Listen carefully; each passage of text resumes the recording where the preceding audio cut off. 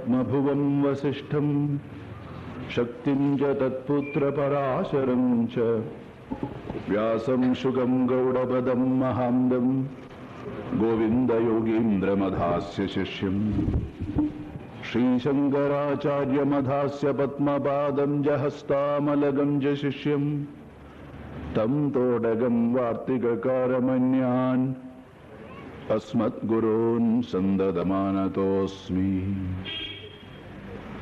ബ്രഹ്മാനന്ദം പരമസുഗതം കേവലം ജ്ഞാനമൂർത്തിം ദ്വന്ദ്വാതീതം ഗഗനസദൃശം തത്വമസ്യാദിലക്ഷ്യം ഏകം നിത്യം വിമലമചലം സർവധീ സാക്ഷിഭൂതം ഭാവാതീതം ത്രിഗുണരഹിതം സദ്ഗുരും തം നമാമി.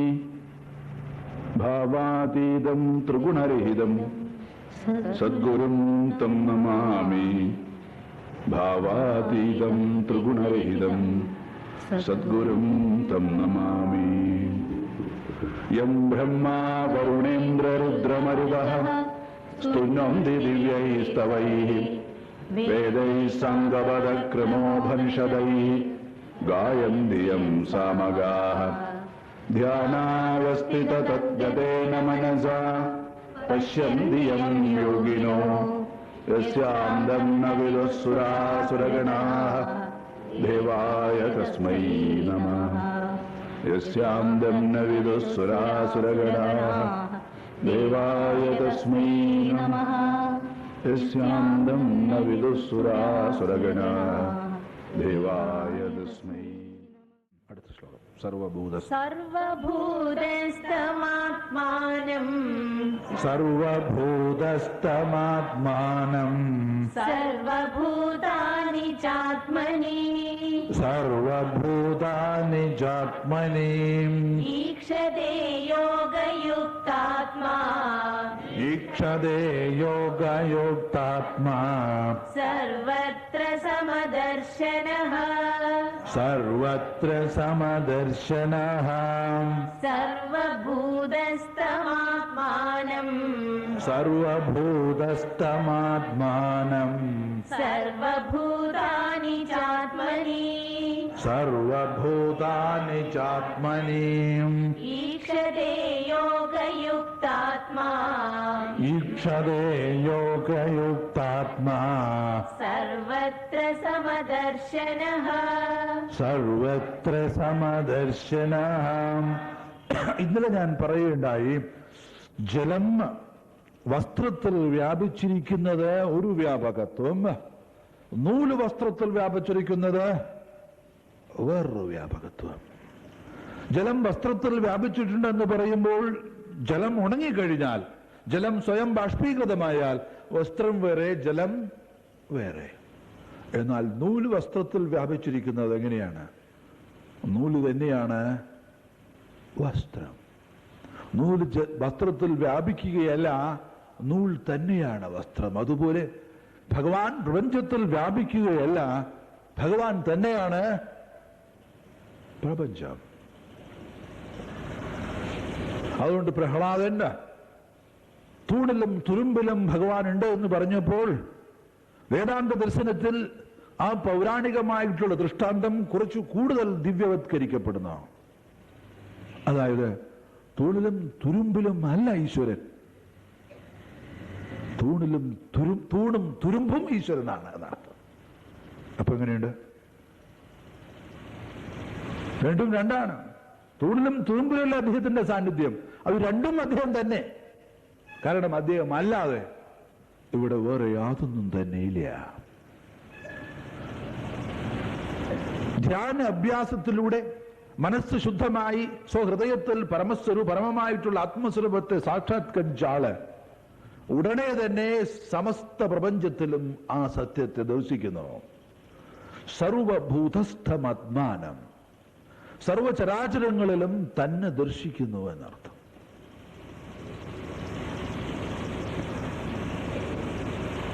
സർവഭൂതാനി ചാത്മനി, തന്നെ എല്ലായിടത്തും ദർശിക്കുന്നു. മാത്രമല്ല എല്ലാറ്റിനെയും തന്നിൽ ദർശിക്കുകയും ചെയ്യുന്നു.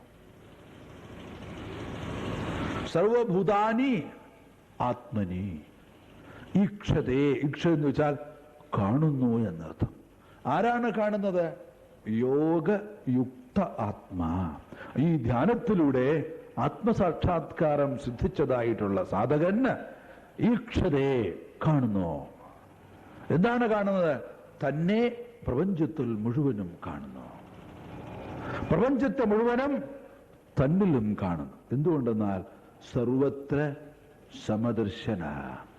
അദ്ദേഹം എല്ലായിടത്തും ഒരേ ഒരു ഏകമായ സത്യത്തെ ദർശിക്കുന്നത് കൊണ്ട്. സമം എന്ന് വെച്ചാൽ എല്ലാവരിലും ഉള്ളതായിട്ടുള്ള ചൈതന്യം എന്നർത്ഥം. എല്ലാവരിലും ഉള്ളതായിട്ടുള്ള ചൈതന്യമാണ് താൻ എന്നൊരു ധാരണയല്ല, ഒരു ആശയമല്ല. തന്നെ സംബന്ധിച്ചിടത്തോളം ഒരു അനുഭൂതിയാണ്.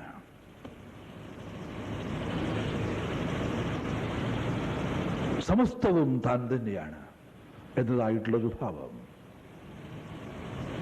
ഒരു രാഷ്ട്രത്തിലെ പ്രധാനമന്ത്രി, ഒരു രാഷ്ട്രത്തിലെ പ്രസിഡന്റ് തന്റെ രാഷ്ട്രത്തിലെ സമസ്ത ജനങ്ങളിലും തന്നെ കാണാൻ നിർബന്ധിതനാണ്.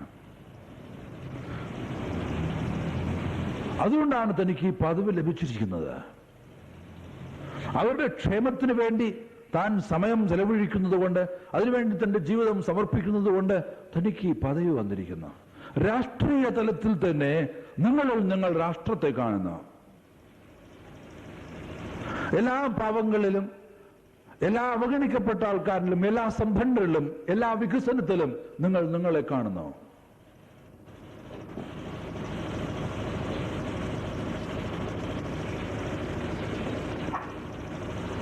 സെൻട്രൽ അധികാരത്തിൽ ഇരിക്കുന്നതായിട്ടുള്ള ഒരു പാർട്ടിക്കും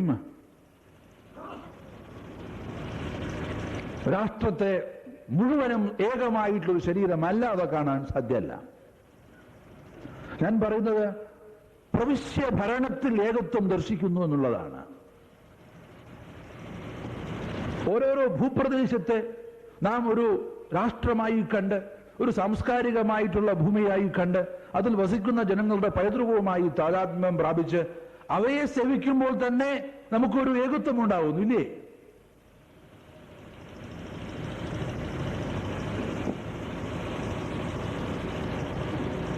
ഇവിടെ നമുക്ക് പ്രതിപക്ഷമുണ്ടാവാം, വ്യത്യസ്ത അഭിപ്രായങ്ങൾ ഉണ്ടാവും. പക്ഷെ ഒരു പ്രധാനമന്ത്രി വിദേശത്ത് പോകുമ്പോൾ ഈ രാഷ്ട്രത്തിലെ സമസ്ത ജനങ്ങളും താൻ പ്രതിനിധീകരിക്കുന്നു.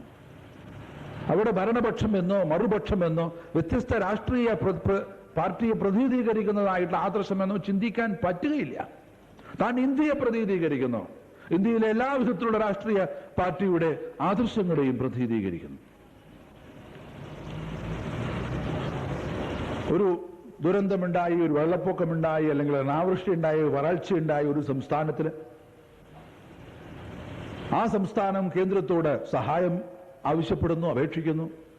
അപ്പോൾ ഒരു കേന്ദ്രമന്ത്രിക്കും ഒരു കേന്ദ്രത്തിൽ അധികാരത്തിലുള്ള ആൾക്കും പറയാൻ സാധ്യമല്ല, ആ സംസ്ഥാനം നമ്മുടെ പാർട്ടിയല്ല ഭരിക്കുന്നത്, അതുകൊണ്ട് നിങ്ങൾക്ക് നമ്മൾ സഹായം തരില്ല. പറയാൻ പറ്റുമോ? കാരണം അപ്പോൾ രാഷ്ട്രീയ വീക്ഷണത്തിന് പ്രസക്തിയില്ല. ഞാൻ വിശ്വസിക്കുന്ന രാഷ്ട്രീയ പാർട്ടിയല്ല ആ സംസ്ഥാനത്തിലെ അധികാരത്തിലെന്ന് അദ്ദേഹത്തിന് ഒരു വിദ്വേഷം വരുത്താൻ പറ്റൂ? ഇല്ല. കാരണം അവിടുത്തെ ജനങ്ങൾ ഞാൻ തന്നെയാണ്. എന്റെ ആശയവുമായിട്ട് അവർക്ക് യോജിപ്പുണ്ടാവില്ല, പക്ഷെ അവരുടെ കാര്യം രക്ഷിക്കേണ്ടത് ഞാനാണ്, അതിനുള്ള ശ്രമങ്ങൾ ചെയ്യേണ്ടത് ഞാനാണ്. അതായത് വ്യത്യസ്ത രാഷ്ട്രീയ വീക്ഷണങ്ങൾ ഒരു രാഷ്ട്രത്തിന്റെ തലവനാവുന്ന സമയത്ത് ഇല്ലാതാവുന്നു. കാരണം സർവത്ര സമദർശന. അതുപോലെ തന്നെ ഒരു പ്രസ്ഥാനത്തിന്റെ വളർച്ച, പ്രസ്ഥാനത്തിൻ്റെതായിട്ട് പുരോഗതി, പ്രസ്ഥാനത്തിന്റെ ലക്ഷ്യം പ്രായോഗികമായിട്ട് നാം ലോകത്തിൽ കൊണ്ടുവരുന്നുണ്ടോ, അതിനാണ് പ്രാധാന്യം. അതല്ലാതെ എന്റെ സ്ഥാനത്തിനല്ല, എന്റെ അധികാരത്തിനല്ല, എന്റെ നേതൃത്വത്തിനല്ല. ആരാണോ ഈ പ്രസ്ഥാനം വിഭാവനം ചെയ്തത്, ആ പ്രസ്ഥാനം കണ്ടത്, അദ്ദേഹം വിഭാവനം ചെയ്തതുപോലെ കാര്യങ്ങൾ നടക്കുന്നുണ്ടോ എന്നതിൽ കവിഞ്ഞ് നമുക്ക് വേറെ ഒരു ആഗ്രഹവും അതിൽ പാടില്ല. കാരണം നമ്മുടെ സ്ഥാനത്തിനല്ല പ്രാധാന്യം. കാരണം ഇതിലെന്ത് സ്ഥാനം? നാം അതിൽ ഭാഗവാക്കാവുന്നു എന്നുള്ളതാണ്. നാം അതിൽ നമ്മെ എത്രത്തോളം സമർപ്പിക്കുന്നുണ്ട് എന്നുള്ളതാണ് പ്രധാനം. അതല്ലാതെ നമ്മളുടെ ആ പരിമിതമായ വ്യക്തിത്വത്തിനല്ല. ഇതാണ് സമത്വ ദർശനം എന്ന് പറയുന്നത്. അതായത് സമത്വ ദർശനം നാം ഒരു പ്രസ്ഥാനത്തിന്റെ ആദർശവുമായി താദാത്മ്യം പ്രാപിക്കുമ്പോൾ, ഒരു രാഷ്ട്രീയ പാർട്ടിയുടെ ആദർശവുമായി താദാത്മ്യം സ്ഥാപിക്കുമ്പോൾ, ഒരു രാഷ്ട്രത്തിന് വേണ്ടി സ്വയം നാം താദാത്മ്യം പ്രാപിക്കുമ്പോൾ നമ്മുടെ പരിമിതമായ വീക്ഷണങ്ങൾ ഇല്ലാതാവുന്നു. അവിടെ നാം ഉയരുന്നു, നമ്മുടെ അല്പങ്ങളായിട്ടുള്ള കാര്യങ്ങൾ ഉയരുന്നു, ഇല്ലാതാവും. നമ്മുടെ രാഷ്ട്രത്തെ മറ്റുള്ളവർ ആക്രമിക്കുന്നതായിട്ടുള്ള സമയത്ത് നമ്മളെല്ലാവരും വ്യത്യസ്ത പക്ഷികളൊക്കെ ഒന്നാവുന്നില്ലേ? എല്ലാവരെയും വിളിക്കുന്നു, എല്ലാവരോടും ചോദിക്കുന്നു, എല്ലാവരും അവർ സപ്പോർട്ട് ചെയ്യുന്നു. പ്രധാനമന്ത്രി ചെയ്യുന്നത് മുഴുവനും ഞങ്ങളെല്ലാം അപ്പോൾ അവരും ഇതാ തന്നെ പ്രധാനമന്ത്രിയിൽ കാണുകയാണ്. അവരുടെ താൽക്കാലികമായ രാഷ്ട്രീയ വീക്ഷണങ്ങൾ ഇല്ലാതാവുന്നു. ഇതൊന്നും അപ്രായോഗികമല്ല എന്ന് ഞാൻ പറയുകയാണ്. അതായത് സാംസ്കാരിക തലത്തിൽ, സാമൂഹ്യ തലത്തിൽ, പ്രസ്ഥാന തലത്തിൽ, രാഷ്ട്രീയ തലത്തിലൊക്കെ നമുക്ക് ഈ വീക്ഷണം ഉണ്ടാവാറുണ്ട്.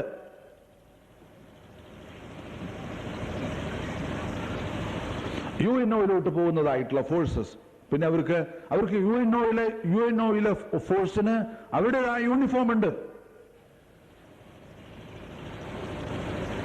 പിന്നെ അവർക്ക് അവരുടെ ഇന്ന രാഷ്ട്രത്തിലെ പൗരനെന്ന് പറയാൻ പറ്റുകയില്ല. അതാണ്. അപ്പോൾ സർവഭൂതസ്ഥമാത്മാനം തന്നെ സമസ്ത ചരാചരങ്ങളിലും കാണുന്നു എന്ന് വെച്ചാൽ, സ്വപ്നം കാണുന്നതായിട്ടുള്ള നിങ്ങൾ എവിടെയാണ് സ്വപ്നത്തിൽ? സ്വപ്നം യഥാർത്ഥത്തിൽ നാം തന്നെയാണ്. നാം തന്നെയാണ് ദൃശ്യം, നാം തന്നെയാണ് ദ്രഷ്ട. കാണുന്ന ആളും കാണപ്പെട്ടതും മുഴുവനും ഞാൻ തന്നെയാണ് എന്ന് സ്വപ്ന സമയത്ത് നമ്മൾ അറിയുന്നില്ല. പക്ഷെ അത് നമുക്ക് അറിയുകയാണെങ്കിലുള്ള സ്ഥിതി ആലോചിച്ച് നോക്കൂ. സ്വപ്നം കണ്ടുകൊണ്ടിരിക്കുന്നതായിട്ടുള്ള സമയത്ത് ഇത് മുഴുവനും എന്റെ രചനയാണ് എന്ന് നമുക്ക് അറിയുകയാണെങ്കിലോ നമുക്ക് തീർച്ചയായിട്ടും പറയാം, യഥാദിത്യഗതം തേജ, ഈ ആദിത്യനുള്ള തേജസ് ഞാനാണ്, ഈ ജലത്തിന്റെ ശീതളമ ഞാനാണ്, ഈ പക്ഷികളുടെ ചിറകിന്റെ ഭംഗി ഞാനാണ്, ഈ വൃക്ഷത്തിന്റെ ഇലകൾ ഞാനാണ്, ഈ പാറയുടെ കാഠിന്യം ഞാനാണ്, ഈ വാഴ ഇലയുടെ മൃദുലത ഞാനാണ്, ഈ പുഷ്പത്തിന്റെ സൗരഭ്യം ഞാനാണ്. ഇതാണ് ഈശ്വര ദർശനം എന്ന് പറയുന്നത്. ഒരു ഓറഞ്ചിന്റെ ഘടന നോക്കൂ നിങ്ങൾ, ഒരു മുന്തിരിയുടെ ഘടന നോക്കൂ, ഒരു പുഷ്പത്തിന്റെ ഘടന നോക്കൂ, ഇളനീർ, അതിൻ്റെ ആദ്യം ആ പച്ച നിറത്തിലുള്ളതായിട്ടുള്ള ഒരു കോട്ടിങ്, അതിനുശേഷം നല്ല ഘനത്തിലുള്ളതായിട്ടുള്ള ചകിരി, അതിനുശേഷം ഒരു കട്ടിയുള്ളതായിട്ടുള്ള ചിരട്ട, അതിനുശേഷം വീണ്ടും അതിനുള്ള ഒരു സോഫ്റ്റ് ലെയർ, അതിനുശേഷം കാമ്പ്, അതിനുശേഷം ജലം. ശീതളമയാർന്ന പോഷക സമൃദ്ധമായിട്ടുള്ള ജലം. ഈ സാധനം നമ്മളെ കയ്യിലെത്തുമ്പോൾ നമ്മുടെ കയ്യിൽ ലോകത്തിലൊരു പദാർത്ഥമാണ്. അതിന്റെ രചന നോക്കുമ്പോൾ ഇതാരാണിത് ഇത്രയും ഭംഗിയായിട്ട് ചെയ്തത് അത് നിങ്ങൾ ആസ്വദിക്കുമ്പോൾ നിങ്ങൾ അതിനെ ഉണ്ടാക്കിയ ആളുടെ അടുത്ത് എത്തിക്കഴിഞ്ഞു. ഈ നാളികേരം കയ്യിൽ വെച്ചിട്ട് ഇന്ന് മൃദുലങ്ങളായിട്ട് വളരെ വളരെ സൂക്ഷ്മങ്ങളായിട്ടുള്ള ഇലക്ട്രോണിക് എക്യൂപ്മെന്റുകൾ മുതലായിട്ടുള്ള സാധനങ്ങളൊക്കെ ഒരു രാഷ്ട്രത്തിൽ നിന്നും വേറെ രാഷ്ട്രത്തിലോട്ട് അങ്ങോട്ട് അയക്കുന്നതിനൊക്കെ ഈ സറ്റിലായിട്ടുള്ള കാര്യങ്ങൾ പാക്ക് ചെയ്യുന്നതിനുണ്ടല്ലോ, ഏത് വിധത്തിലാണ് അവയൊന്നും കേടുകൂടാതെ പല സ്ഥലങ്ങളിലോട്ടും അയക്കുക, എത്തിച്ചു കൊടുക്കുക എന്നുള്ളത് ഒരു ഗവേഷണ വിഷയമാണ്. How to pack soft materials.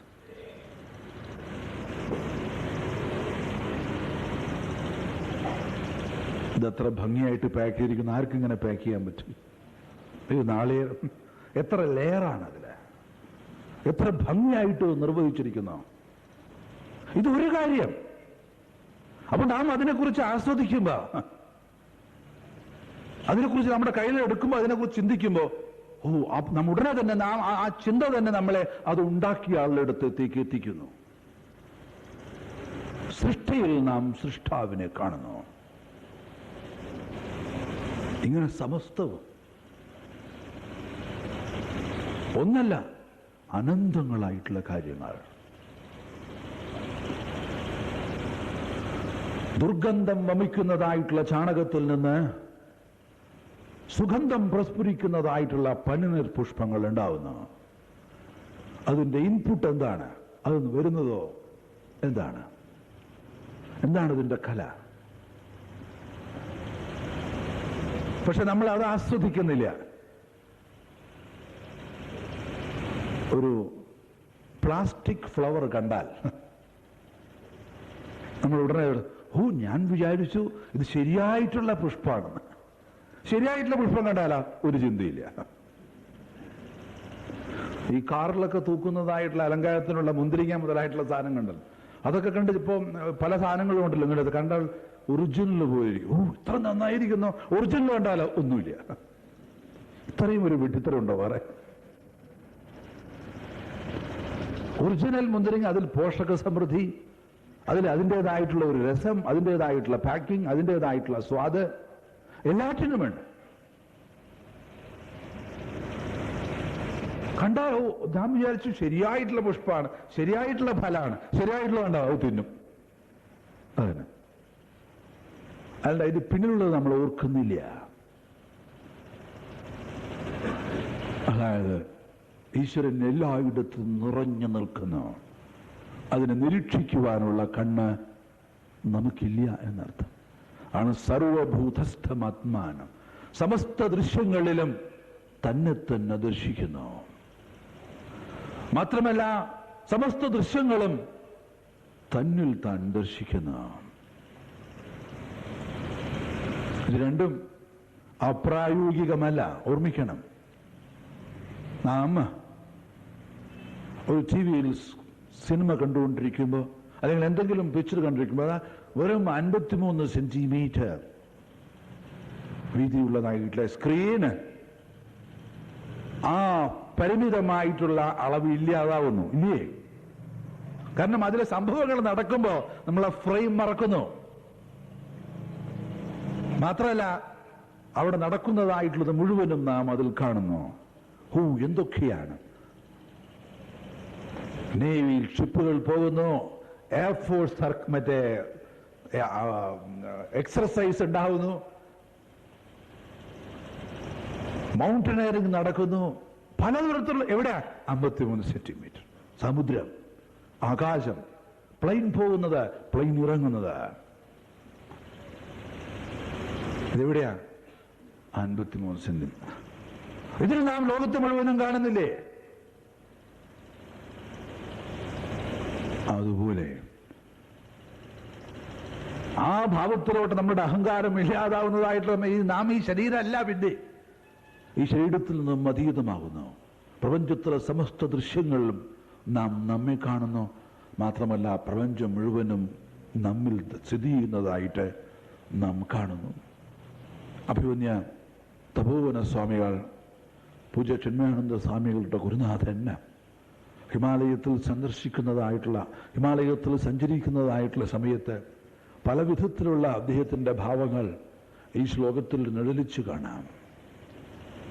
34 വർഷം അദ്ദേഹം ഹിമാലയത്തിൽ തന്നെ ജീവിച്ചു. ഒരിക്കൽ ഹിമാലയ പർവ്വതത്തെ സമാശ്രയിച്ച ശേഷം അദ്ദേഹം പിന്നീട് തിരിച്ചു വന്നിട്ടില്ല.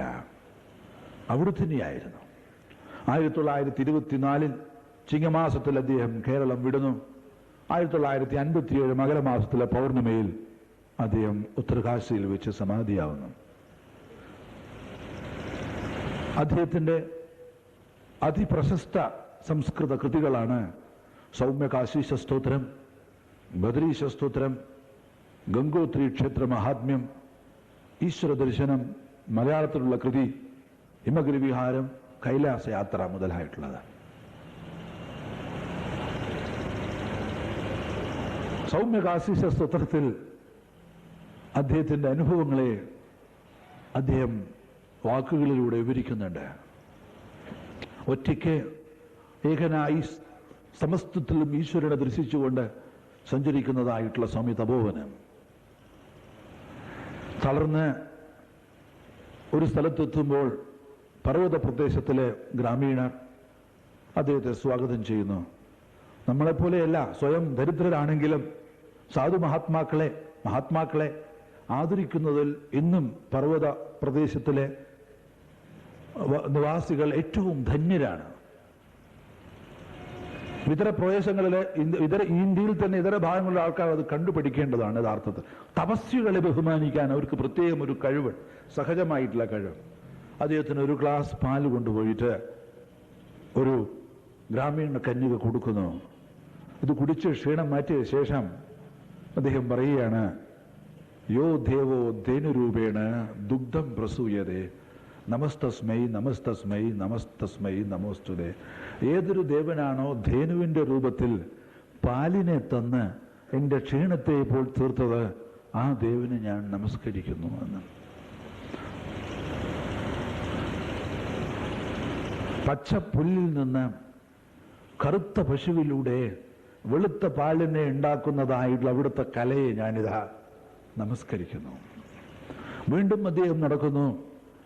ക്ഷീണിതനായി ഒരു വൃക്ഷത്തിന്റെ ചുവട്ടിൽ ചെന്ന് വിശ്രമിക്കുന്നു.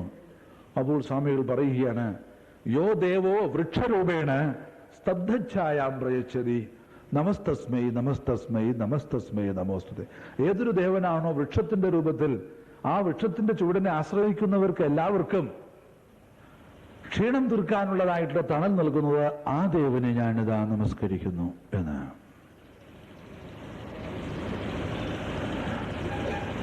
വീണ്ടും സന്ധ്യാസമയത്ത് ഒരിടത്തെത്തി. ആരുമില്ല, വിജനമായിട്ടുള്ള പ്രദേശം.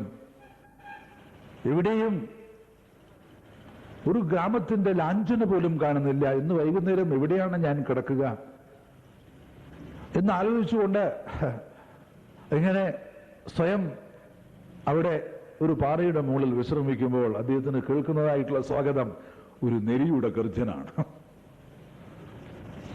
വിജനമായിട്ടുള്ള ഹിമാലയ വനത്തിൽ നിന്നും സന്ധ്യാസമയത്ത് ഒരാൾ എവിടെയുമില്ല. ആ നെരിയുടെ ഗർജനം കേട്ടതായിട്ടുള്ള സ്വാമിജി ഉടനെ പറയുന്നു, യോ ദേവോ വ്യാഘ്രരൂപേണ ഗർജത്യൂർജി വനാന്തരെ നമസ്തസ്മൈ നമസ്തസ്മൈ നമസ്തസ്മൈ നമോസ്തുതേ. ഏതൊരു ദേവനാണോ ക്രൂരമായ വ്യാഘ്രത്തിന്റെ രൂപത്തിൽ സ്വയം ഗർജിച്ചുകൊണ്ട് മറ്റുള്ളവരെല്ലാവരെയും ഭയപ്പെടുന്നത്, ആ ദേവന് നമസ്കാരം. ഞാനോ നിങ്ങളോ ആണെങ്കിൽ ഓടിയ സ്ഥലത്ത് പുല്ലുപോലും മുളയ്ക്കുക. ഇതാണ് ഈശ്വര ദർശനം എന്നർത്ഥം. അതായത് നെരിയുടെ ഗർജനത്തിലും വൃക്ഷത്തിന്റെ തണലിലും ഒരു പശുവിന്റെ പാൽ പ്രദാനം ചെയ്യുന്നതിലും സമസ്തത്തിലും ഈശ്വരനെ ദർശിക്കുന്നു എന്നർത്ഥം. അതുകൊണ്ട് അദ്ദേഹത്തിന്റെ ശിഷ്യൻ അഭിമന്യ ചിന്മയാനന്ദ സ്വാമികൾ പറയുന്നൊരു സ്റ്റേറ്റ്മെന്റ് ഉണ്ട്, self realization is not an attempt to see anything new. ആത്മസാക്ഷാത്കാരം ഏതെങ്കിലും ഒന്നിനെ പുതുമയായിട്ട് കാണാനുള്ള ഒരു ശ്രമമല്ല. It is an attempt to see everything new. അത് എല്ലാറ്റിനെയും നവമായി കാണാനുള്ള ഒരു പരിശ്രമമാണ്. ഏതിനെങ്കിലും ഒന്നിനെ നവമായിട്ട് കാണുകയല്ല, എല്ലാറ്റിനെയും ഈശ്വരഭാവത്തിൽ കാണും. അത് കണ്ടവർക്ക് അങ്ങനെ പറയാൻ പറ്റൂ, അല്ലാത്തവർക്ക് പറയാൻ പറ്റില്ല. വാക്കുകൾ ചിതറിപ്പോവും, നമ്മെ സ്പർശിക്കുകയില്ല. അത് സർവഭൂതസ്ഥമാത്മാനം തന്നെ സമസ്ത ചരാചരം കാണുന്നു. ഒരമ്മ തന്നെ അമ്മയുടെ മക്കളിൽ കാണുന്നു. തന്റെ രക്തമാണ് ഈ ധമനികളിൽ ഒഴുകുന്നതെന്ന് അവർക്കറിയാം. പക്ഷെ അതിൽ കവിഞ്ഞ് നമ്മുടെ മനസ്സ് ചലിക്കുകയില്ല. പക്ഷെ സമസ്തവും എന്നാവുമ്പോൾ മൃഗങ്ങളിലും പക്ഷികളിലും സമസ്ത മത്സ്യങ്ങളിലും വൃക്ഷങ്ങളിലും സസ്യലതാദികളിലും നക്ഷത്രങ്ങളിലും എല്ലാം, അതായത് ഈ അഹങ്കാരം ഞാൻ എന്നും എന്റേതിൽ നിന്നും മാറി സമസ്ത ജനങ്ങളെയും സമസ്ത പ്രപഞ്ചത്തെയും സമാശ്ലേഷിക്കുന്നു. സംസ്കാരത്തിന്റെ ഏറ്റവും വലിയ ഔന്നത്യമാണ് ഈ ഭാവം. അതിനാൽ സർവഭൂതസ്ഥമാത്മാനം തന്നെ സമസ്ത ചരാചരങ്ങളിലും കാണുന്നു. സർവഭൂതാനി ചാത്മനി സമസ്തവും തന്നിലും കാണുന്നു. ഈക്ഷതേ യോഗയുക്താത്മാ സർവത്ര സമദർശന. ഇങ്ങനെ ആ ധ്യാനത്തിൽ സാഫല്യം വന്നിട്ടുള്ള ആള് എല്ലായിടത്തും ഈശ്വരനെ ദർശിക്കുന്നു. സ്വപ്നം കാണുന്നതായിട്ടുള്ള ആള് സ്വപ്നം കാണുന്നതായിട്ടുള്ള സമയത്ത് തന്നെ സ്വപ്ന ദൃശ്യങ്ങളിലൊക്കെ കാണുകയാണ്. ഉണർന്നു കഴിഞ്ഞാലോ ആ ദൃശ്യം മുഴുവനും തന്നിലോട്ട് അപ്രത്യക്ഷമാകുന്നു. ഇല്ലേ? കാണുമ്പോൾ തന്നെ എല്ലാറ്റിലും കാണുന്നു, ഉണരുമ്പോൾ ആ ലോകം മുഴുവനും തന്നിൽ ഇല്ലാതാവുന്നു. ആ ലോകം തന്നിലോട്ട് തന്നെ വിലയം പ്രാപിക്കുകയാണ്.